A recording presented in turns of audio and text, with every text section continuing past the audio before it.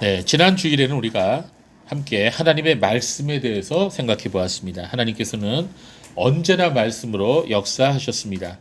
천지를 말씀으로 창조하셨고, 말씀으로 세상을 다스리시고, 또 말씀으로 주의 백성들을 구원하시고, 또 말씀으로 세상을 심판하십니다. 그렇습니다. 하나님은 언제나 말씀을 통해서 역사하십니다. 하나님의 말씀에는 능력이 있습니다. 하나님의 말씀은 좌우의 날이 선 검과 같다고 하셨습니다. 본래 칼에는 도가 있고 검이 있습니다. 도는 한쪽에만 날이 있고 그리고 한쪽에만 날이 있는 칼을 도라고 말합니다. 주방에서 쓰는 칼이랑 의료용 칼 등 일상생활에서 사용하는 칼이 다 이 도에 속합니다. 그런데 검이란 양쪽에 다 날이 서 있는 칼을 말합니다. 양날의 검이란 말이 있습니다. 양날의 검은 어떠한 것이 쓰임에 따라서 자신에게 득이 될 수도 있고 때로는 해를 입힐 수도 있다는 말을 뜻할 때 양날의 검이라는 단어를 사용합니다. 성경은 하나님의 말씀을 도에 비유하지 않고 검에 비유했습니다. 즉 하나님의 말씀은 좌우의 날이 선 검과 같아서 하나님의 백성에게는 구원과 치유의 은혜의 말씀이 되지만 하나님을 거역하고 대적하는 악인들과 원수 마귀에게는 심판의 말씀이 된다는 것입니다.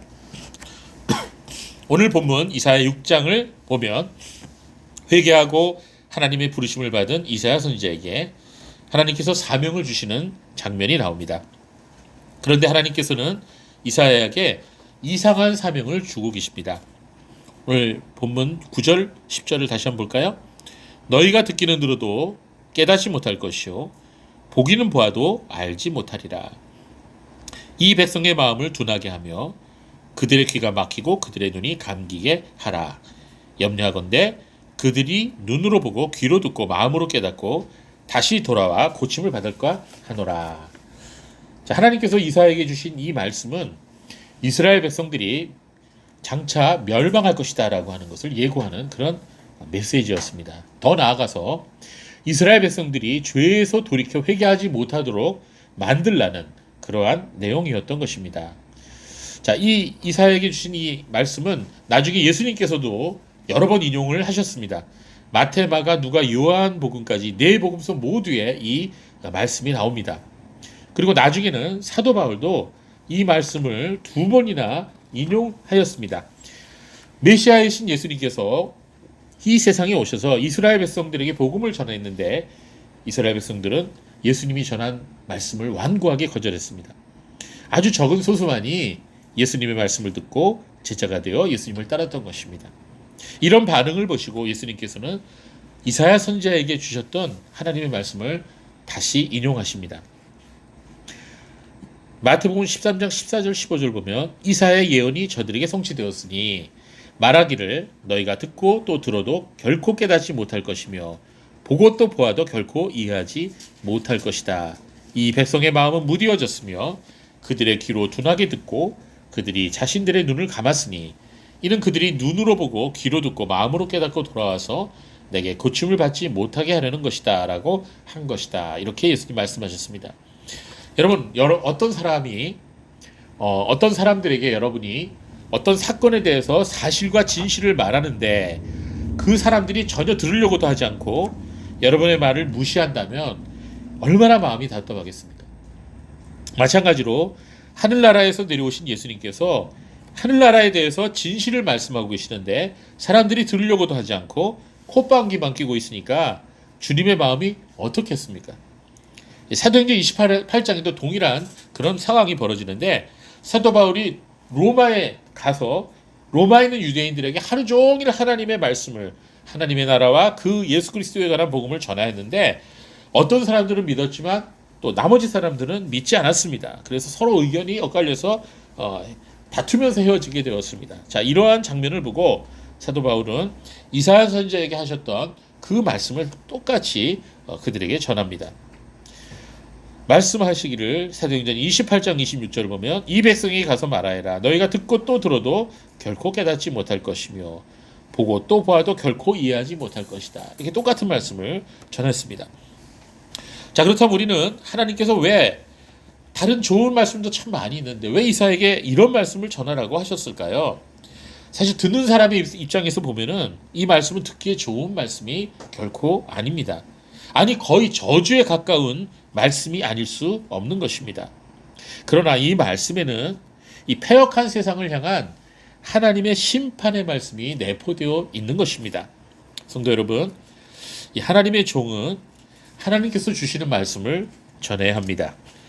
그러나 사람들은 하나님의 말씀을 듣기를 좋아하지 않습니다. 오히려 사람들에게 칭찬받고 인기를 얻으려면 귀에 듣기에 좋은 말을 해야 하는 것입니다. 만약 그렇지 않다면 사람들의 비난을 받거나 심지어는 목숨이 위태로워질 수도 있는 것입니다. 자, 미국 시카고에 가보면은 해먼드 제일 침례교회라고 하는 교회가 있어요. 이 교회는 세계에서 가장 큰 규모의 주일학교, 어린이 교회학교로 유명한 교회입니다. 이 교회의 목사님은 잭 하일스 목사님이라는 분인데 아마 지금 은퇴하셨을 거예요. 이분은 설교를 통해서 인간의 죄를 아주 적나라하게 드러내고 죄를 많이 지적을 했습니다. 그러니까 이 설교를 들은 몇몇 사람들은 마음이 아주 불편하게 되었습니다. 어느 날은 예배를 드리는 중에 어떤 교인이 강대상을 향해서 총을 쐈습니다.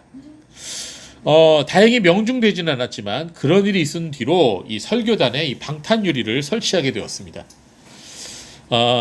요새 코로나로 인해서 이 설교단에다가 그 유리나 아크릴 가림막을 세우는 교회들이 많이 있는데요. 그런데 이 교회는 설교단에 그 대신 방탄 유리를 세워놓은 것입니다.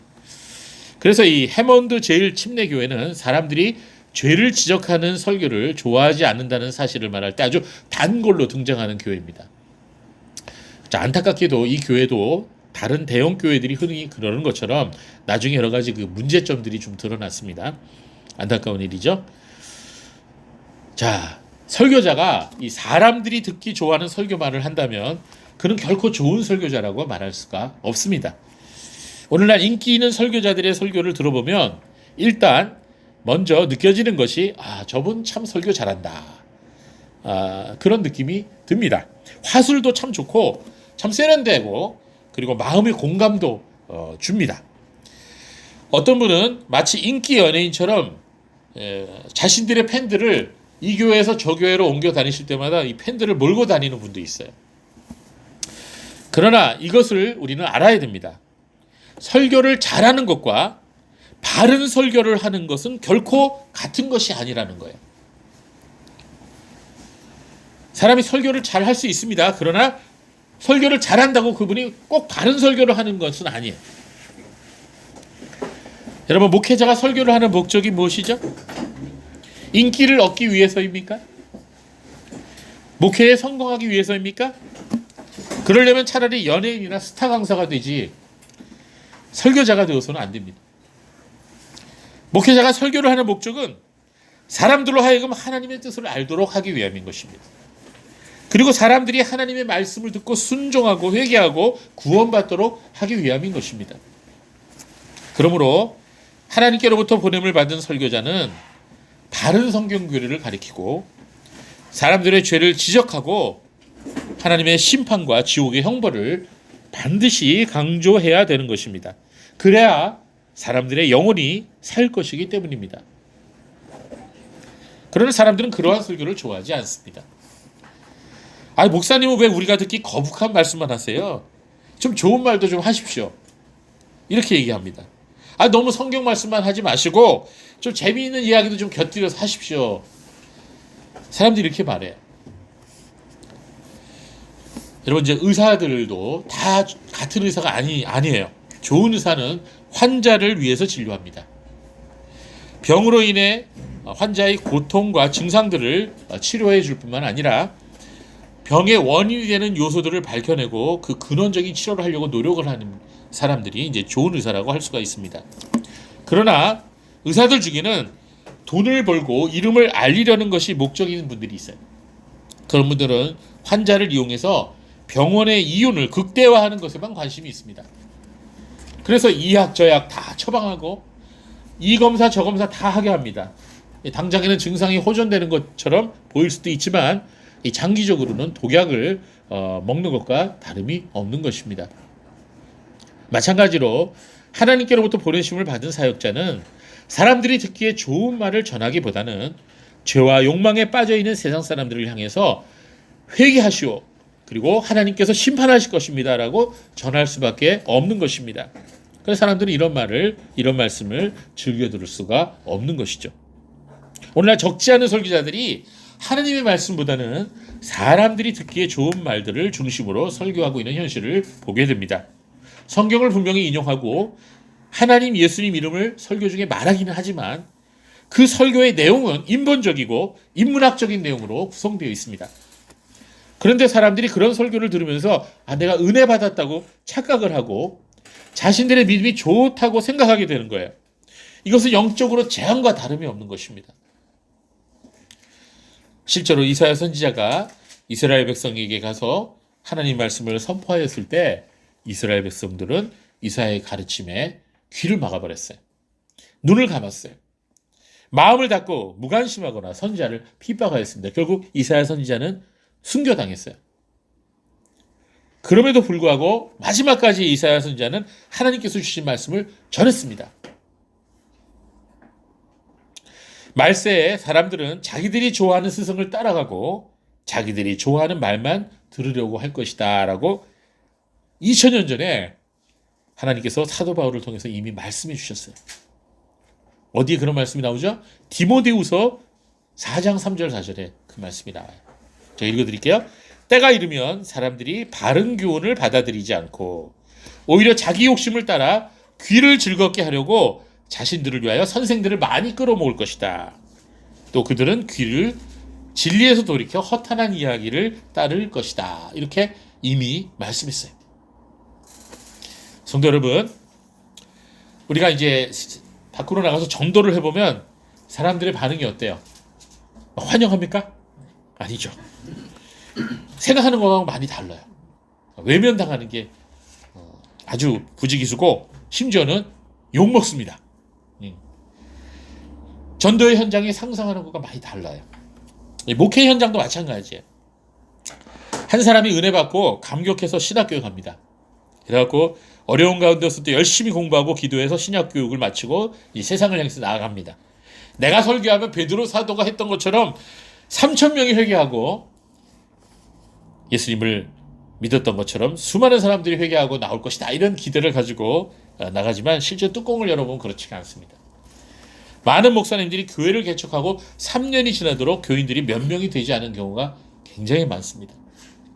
그러다가 지쳐서 목회를 포기하는 분들도 적지 않습니다. 여러분, 세상 사람들은 복음을 좋아하지 않습니다. 하늘나라 복음에 귀를 기울이지 않습니다. 지금은 더욱 그렇죠. 그러므로 하나님의 일을 하는 사람들은 이 고난을 각오해야 돼요. 그리고 하나님만 바라봐야 돼요. 또 하나님 말씀을 세상에 전하는 사람들은 때때로 자신의 얼굴을 뭐처럼 해야 되냐면 부싯돌처럼 만든다. 부싯돌이 뭐죠? 가는 돌이죠, 가는 돌. 자, 이사야 50장 7절에 주 여호와께서 나를 도우시니 내가 부끄러움을 당하지 아니할 것이다. 나는 내 얼굴을 부싯돌같이 굳게 하였으므로 내가 결코 부끄러움을 당하지 않을 것도 안다. 한마디로 얼굴에 철판을 깔아야 된다는 거죠. 말씀을 전할 때 그만큼 어렵다는 거예요. 자, 그렇습니다. 전도할 때 담대함을 가져야 됩니다. 하나님께서 그 담대함을 주실 것입니다. 자, 9절 말씀 우리 다시 한번 볼까요? 그러자 여호와께서 말씀하셨다. 가서 이 백성에게 말하기를 너희가 듣고 또 들어도 깨닫지 못할 것이며 너희가 보고 또 보아도 알지 못할 것이다. 이렇게 말씀하셨네요. 하나님께서 이사야에게 주신 말씀은 사실 이사야 자신에게는 좀 부담스러운 말씀이죠. 너희가 듣기는 들어도 깨닫지 못할 것이다. 보기는 보아도 알지 못할 것이다. 듣기는 들어도 보기는 보아도, 이게 무슨 말이에요? 들을 때 들어도 볼 때 보아도, 그러니까 자꾸 반복해서 들어도 반복해서 보아도 못 깨닫는다는 거예요. 분명히 보았고 분명히 들었는데 못 깨닫는다는 거예요. 여러분, 이스라엘 백성들에게 충분한 기회가 주어졌어요.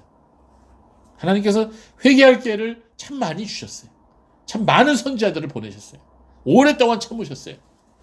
그들은 그러나 회개하지 않았어요. 여러분 우리가 보통 듣는다고 하면은 우리나라 말로는 하나지만 한자로는 두 가지가 있어요. 들을 문이 있고 그다음에 청이 있어요. 청. 들을 청.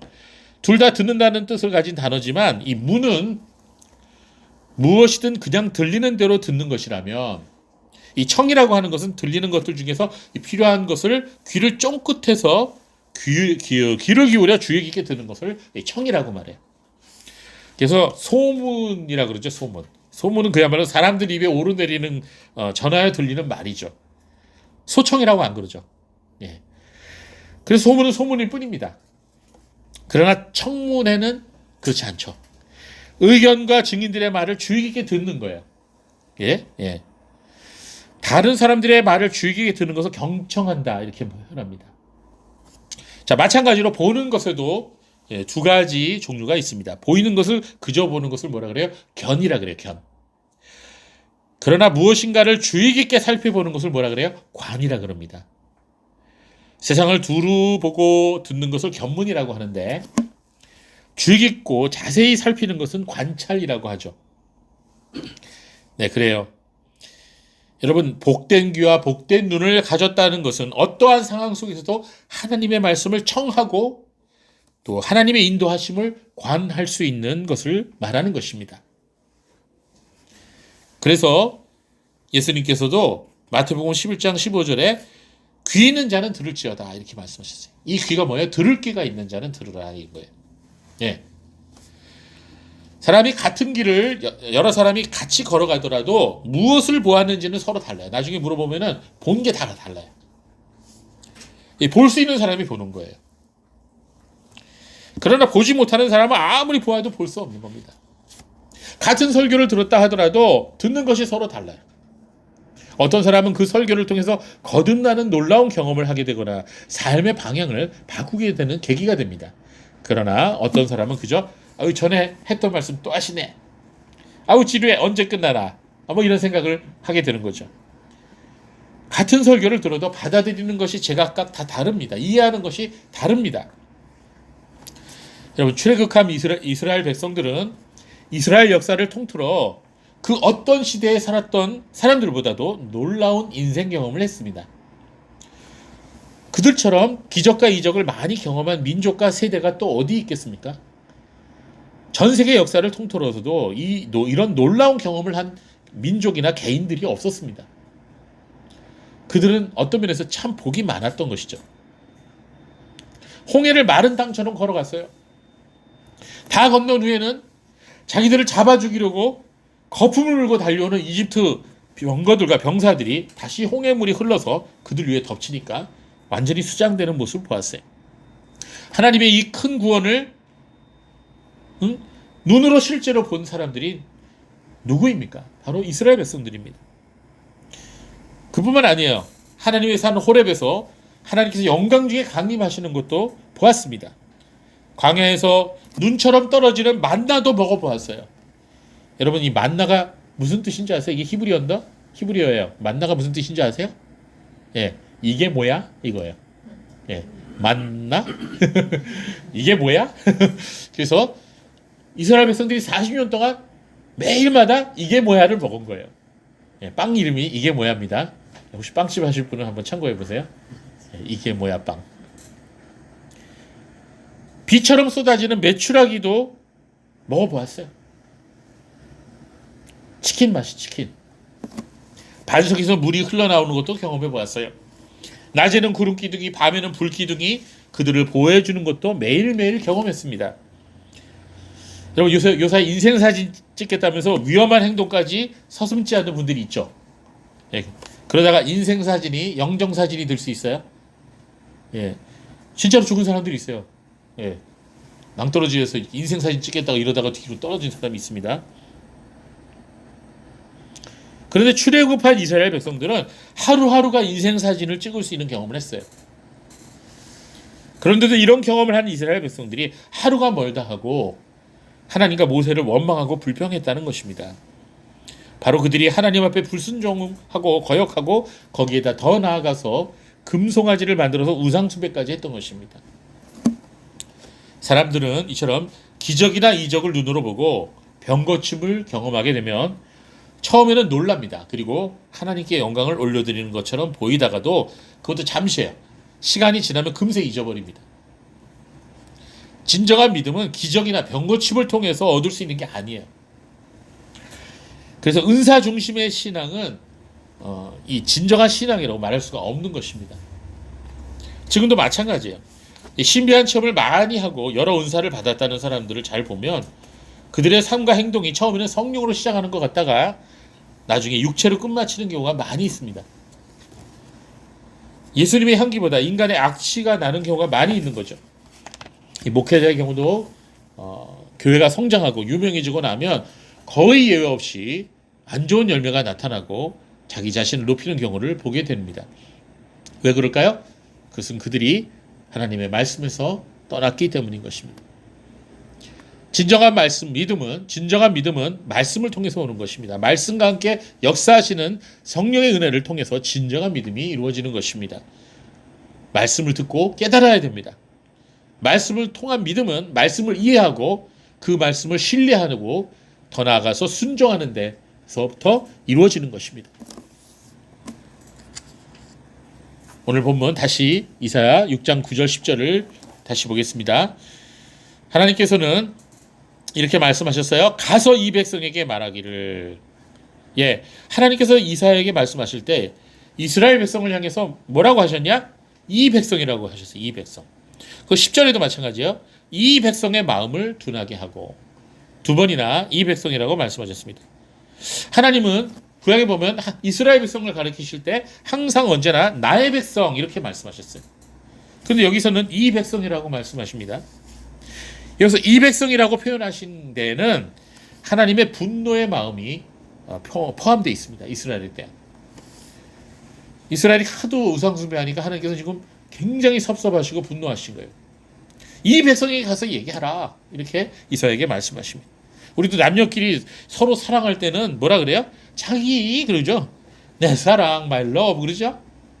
그래 봤죠? 안 해봤어? 그러다가 서로 싸우고 헤어지게 되면 뭐라 그래요? 이 사람이, 이 여자가 그래서 더 나가면은 뭐 말하지 않겠어요? 여러분, 하나님을 배반하고 우상 숭배에 빠진 이스라엘은 이미 하나님의 백성 되기를 포기한 것이나 다름이 없기 때문인 것입니다. 자, 9절 말씀은 우상 숭배에 빠져서 하나님을 배반한 이스라엘 백성들을 향해서 하나님의 영적 사망 선고가 내려진 것과 같은 것입니다. 너희가 듣고 또 들어도 깨닫지 못할 것이며 너희가 보고 또 보아도 알지 못하는 것이다. 여러분, 신앙이 언제 병들어요? 말씀을 들어도 깨닫지 못할 때 병이 드는 거예요. 말씀을 들어도 감동이 없어요. 감동이 전혀. 그러면 신앙이 병들었다는 거예요. 우리 빨리 그 정신을 차려야 돼. 내가 어디서부터 잘못됐는지.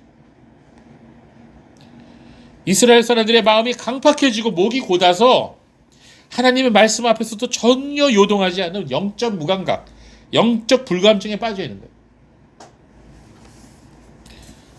예레미야 선지자도 똑같이 말씀하셨어요. 예레미야 7장 24절 26절 보면은 그들이 순종하지 아니하며 귀를 기울이지도 아니하고 자신들의 악한 마음에 꾀와 완악한 대로 행하여 그 등을 내게로 돌리고 그 얼굴을 향하지 아니하였으며 너희 조상들이 애굽 땅에서 나온 날부터 오늘까지 내가 내 종 선지자들을 너희에게 보내되 끊임없이 보내었으나 너희가 나에게 순종하지 아니하며 귀를 기울이지 아니하고 목을 곧게 하여 너희 조상들보다 더 악을 행하였느니라.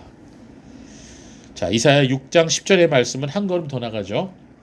이 백성의 마음을 둔하게 하고 그 귀를 막히게 하며 그 눈을 보지 못하게 하라.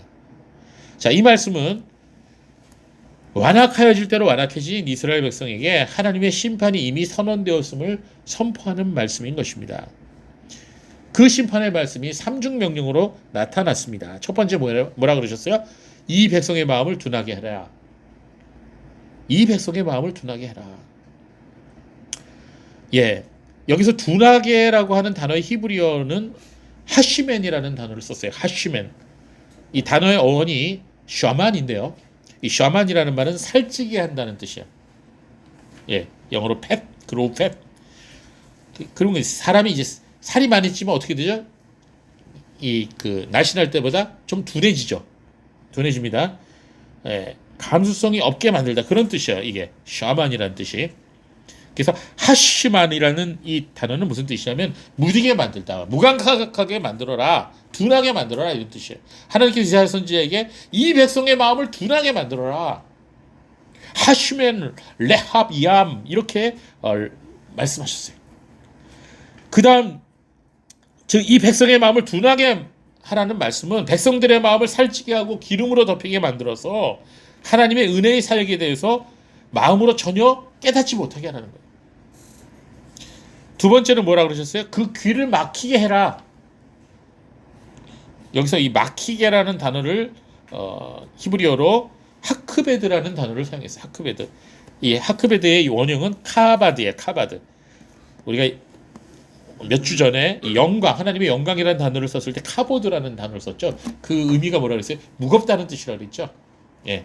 거기는 이제 좋은 의미로서의 카보드인데요. 여기서는 카바드가 무거운, 번거로운, 곤란한 그런 뜻입니다. 그래서 이 하크바드라는 뜻은 그들의 귀를 무디게 만들어서 어떠한 깨달음도 갖지 못하게 하라는 그런 뜻입니다. 세 번째 명령은 그 눈을 보지 못하게 해라. 여기서는 하슈아라는 단어를 사용했는데 이 단어의 원형은 슈아라는 단어예요. 슈아라는 단어는 흐려지게 하라는 거예요. 눈을 멀게 하라는 거예요.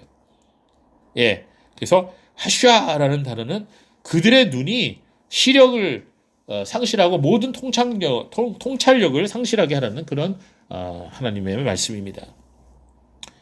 이 백성의 마음을 둔하게 하고 귀를 막히게 하고 그 눈을 보지 못하게 하라. 이게 이사야에게 주신 하나님의 명령입니다. 성도 여러분, 어떻게 하나님의 말씀이 사람을 완악하게 만듭니까? 하나님의 말씀이 사람의 귀를 먹게 만듭니까? 사람의 눈을 멀게 만듭니까? 그렇지는 않죠. 사람들이 얼마나 하나님을 싫어하고 그분 말씀 듣기를 거북하게 느끼는지를, 얼마나 그들이 완악해져 있는지를 이렇게 역설적으로 표현하신 거예요. 여러분, 우리는 보통 하나님의 심판이라고 생각하면 이 소돔과 고모라 성에 떨어진 그 유황불처럼 악인들 위에 하나님의 심판이 임할 것이라고 생각하는데, 그러나 그보다 먼저 하나님의 심판은 말씀이 선포될 때 이미 임하는 것입니다. 하나님의 아들을 눈으로 보고 그 말씀을 귀로 들었음에도 불구하고 바리새인들과 서기관들은 믿지 않았고 더 나아가 하나님의 아들을 죽이려고 했습니다. 그리고 결국 십자가에 못 박았던 것입니다. 그때 이미 그들 위해 심판이 임한 거예요. 눈에 보이지 않고 사람들이 깨닫지 못하였을 뿐 이미 말씀을 거역하는 그 순간에 하나님의 심판은 그들 위해 임한 것입니다. 예수 그리스도를 부인하고 말씀을 거부한 그 행위 자체가 모든 심판 중에 가장 무서운 심판인 것입니다. 그래서 요한복음 3장에 보면 예수님께서는 그들이 이미 심판을 받았다 이렇게 표현하신 거예요. 요한복음 3장 18절에 이런 말씀하셨어요. 그분을 믿는 자는 심판을 받지 않으나 믿지 않는 자는 이미 심판을 받았으니 이는 하나님의 독생자의 이름을 믿지 않았기 때문이다. 네, 자, 믿지 않는 것 자체가 이미 심판을 받은 거라는 거예요. 네. 여러분, 하나님의 백성인지 아닌지는 말씀 앞에서 판결나는 거예요. 하나님의 말씀은 말씀을 받아들이는 자에게 그리고 말씀을 거부하는 자 모두에게 선포됩니다. 말씀이 선포될 때 하나님께서 택하신 사람, 즉 하나님께서 구원하시기로 작정하신 영혼들은 말씀 앞에 나와 회개하고 돌아오지만 그렇지 않은 사람들, 즉 하나님께서 유기하신 사람들은 점점 더 완악해져서 말씀으로부터 더 멀리 가버리는 거예요. 그래서 말씀을 들을 때 우리가 알 수 있는 거예요.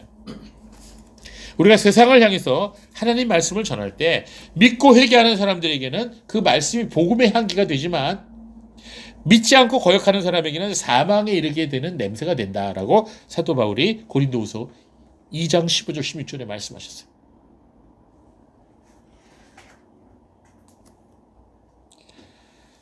여러분, 성경을 읽어보면 하나님께서는 죄인을 심판하시는 한 방법으로서 사람들을 그냥 내버려 두시는 경우가 있습니다. 하나님께서는 사람들을 마음의 무지와 악한 고집스러움에 내버려 두십니다. 사람이 은혜를 받으면요, 마음이 부드러워져요. 고집이 사라져요, 고집이. 그런데 사람이 은혜로부터 멀어지면 고집스러워져요. 자기 주장만 해요. 다른 사람들 말 들으려고 하지 않아요. 그냥 하나님 말씀 들을 수가 없죠. 로마서 1장 28절에 또한 그들이 하나님을 인정하기 싫어하므로 하나님께서 그들을 버림받은 마음에 내어버려 두셔서 합당하지 않은 일을 하게 하셨다. 예, 내어버려 두셨다 그랬어요. 이게 심판이에요. 요한계시록 22장 11절을 보면 불의를 행하는 자는 그대로 불의를 행하게 하고 더러운 자는 그대로 더러움이 있게 하며 의로운 자는 그대로 의를 행하게 하고 거룩한 자는 그대로 거룩하게 하여라. 자, 여기서 뭐라 그러셨어요? 더러운 자는 그대로 더럽게 두라. 자, 이 말씀 자체가 이미 심판이 선언된 거예요. 그러나 하나님의 백성들에게는 그렇지가 않습니다. 누가복음 10장 21절부터 24절에 보면 그때 예수께서 성령으로 기뻐하며 말씀하셨다. 하늘과 땅의 주제이신 아버지시여 이것들을 지혜롭고 현명한 자들에게는 숨기시고 어린아이들에게는 계시하시니 아버지께 감사합니다.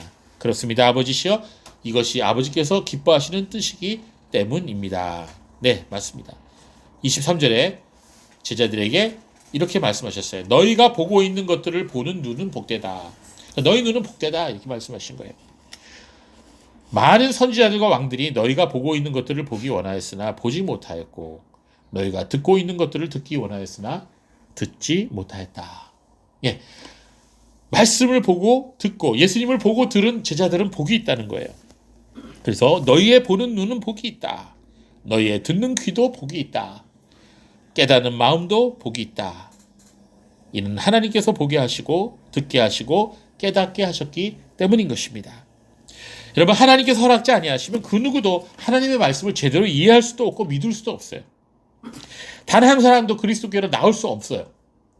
여러분, 오늘 이렇게 말씀을 듣고 여러분이 은혜를 받았다면 그것은 하나님께서 하신 일이에요.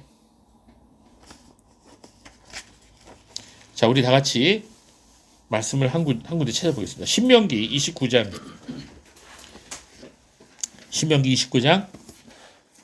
2절부터 6절까지 말씀을 같이 보겠습니다. 신명기 29장 2절부터 6절까지 말씀이에요. 찾으셨죠? 우리 같이 한번 한 목소리를 같이 읽어보겠습니다. 29장 2절에서 6절입니다. 시작. 모세가 온 이스라엘을 불러 그들에게 말하였다. 여호와께서 이집트 땅에서 너희가 보는 가운데서 바로와 그의 신하들과 그 온 땅에 행하신 모든 일들을 너희가 보았으니 곧 너희 눈으로 본 그 큰 시험들과 표적들과 그 큰 기적들이다.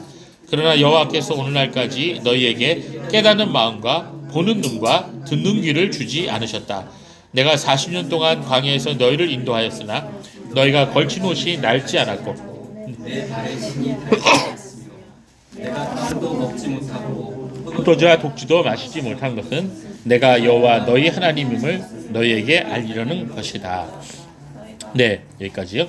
앞에서 말씀드렸듯이 이스라엘 백성들은 출애굽 사건을 통해서 놀라운 하나님의 권능을 눈으로 보았습니다. 그러나 그들이 하나님을 믿지 못하고 하루가 멀다고 불평과 원망을 하고 더 나아가 우상 숭배라는 큰 죄악을 범하게 된 이유는 그들에게 깨닫는 마음과 보는 눈과 듣는 귀가 없었기 때문인 것입니다.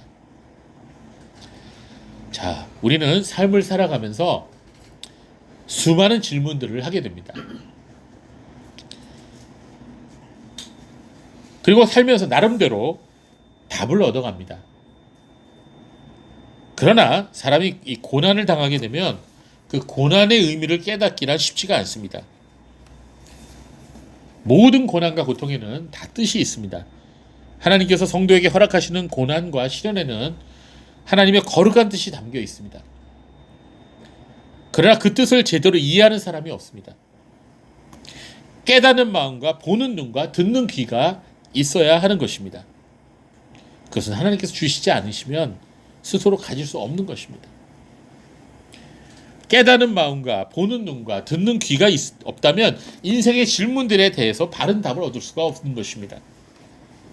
하나님은 반드시 고난을 통해서 그것을 얻게 하십니다. 고난 인간을 겸손하게 만듭니다. 그리고 겸손한 성도만이 깨닫는 마음과 보는 눈과 듣는 귀를 얻게 되는 것입니다. 얼마 전 유튜브에 미국의 린 우드 변호사의 간증이 올라왔습니다. 여러분, 린 우드 변호사라고 아시죠? 그는 14살 때 교회에서 사람들 앞에서 설교하라고 목사님 그러셔서 설교를 하게 되었대요. 14살짜리. 우리나라로 하면 뭐죠? 15에서 16살이니까 중3 정도 된. 예. 그러니까 우리 준모 정도 되나? 지원이 정도 되나? 예. 자, 14살짜리가 설교를 했는데 본문을 뭘 가지고 했냐면 에베소서 6장을 가지고 했어요. 거기 10절 이하로 하나님의 전신갑주를 입으라 했어요. 설교 제목이. 마지막으로 너희는 주 안에서 그리고 그분의 힘의 능력으로 강건해지고 마귀의 술책에 대항하여 설 수 있기 위해 하나님의 전신갑주를 입어라. 그리고 이제 그 꼬마 린우드가 성도들에게 여러분, 우리는 진리와 정의와 하나님 말씀, 기도 같은 하나님의 무기를 가져야 됩니다. 이렇게 이제 설교를 했다는 거예요. 얼마나 설교를 잘했는지 사람들이 린우드를 향해서 앞으로 훌륭한 목사님이 될 거라고 칭찬을 했답니다. 이 어린 린우드 소녀는 사람들의 칭찬에 감사를 표하긴 했지만 속으로는 나는 목사 싫은데 나는 변호사 되고 싶은데 그랬대요. 그러나 16살 때 린우드의 어머니가 갑자기 돌아가셨습니다. 그때 이후로 린우드는 하나님으로부터 멀어져 갔습니다. 갑작스러운 어머님의 죽음이 그에게 상처가 되었던 것입니다. 결국 그는 나중에 변호사가 되었고 아주 유명한 변호사가 되었어요. 그러다가 세월이 한참 흘러서 66세가 되어서 하나님께서 다시 그의 어깨를 두드려줬다고 합니다. 하나님의 은혜로 그는 다시 믿음으로 되돌아올 수 있었대요. 너무 오래 걸렸죠? 그로부터 2년 만이 지났는데 린우드는 하루하루를 지금 하나님만을 위해서 살고 있대요. 죽음도 두렵지 않다고 말합니다. 다시 주님을 섬길 수 있는 기회를 주신 것을 날마다 감사하면서 살고 있대요. 지금. 이제는 남은 삶을 오직 주의 영광을 위해서 살 것을 다짐하면서 하루하루를 살고 있다고 그렇게 간증하는 것을 들었습니다. 그렇습니다. 하나님께서 이 린우드 변호사에게 비록 늦긴 했지만 깨닫는 마음과 보는 눈과 듣는 귀를 주셨던 것입니다. 인생을 살면서 우리가 어떠한 사건에 맞부딪혔을 때 그 사건의 의미를 깨닫게 되면 왜 이런 일이 나에게 일어났는지를 알게 되면 하나님께서 그 일을 통해서 나에게 주시는 것이 무엇인지를 알게 되면 그 일들이 비록 나를 힘들게 하고 고통스럽게 했을지라도 그게 결국 내게 약이 돼요. 내 영적 성장에 큰 도움이 되는 것입니다. 그러나 이 깨닫는 마음이 없을 때 그냥 에이 재수없어 똥 밟았네 이렇게 생각하는 거예요. 더 나아가서 그런 어려움으로 인해서 사람이 또 독해지고 더 악해지는 거예요. 더 거칠어지는 거예요.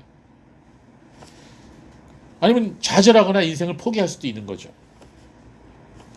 우리가 살면서 만나는 모든 시험과 모든 힘든 일들, 사람들이 나를 힘들게 하는 것, 돈 문제로 인해서 고통받는 것, 질병으로 인해서 고통받는 것, 정신적인 문제들이 있고 영적인 문제들이 있는 것, 이 모든 것에는 반드시 뜻이 있다는 거예요. 의미가 있다는 거예요.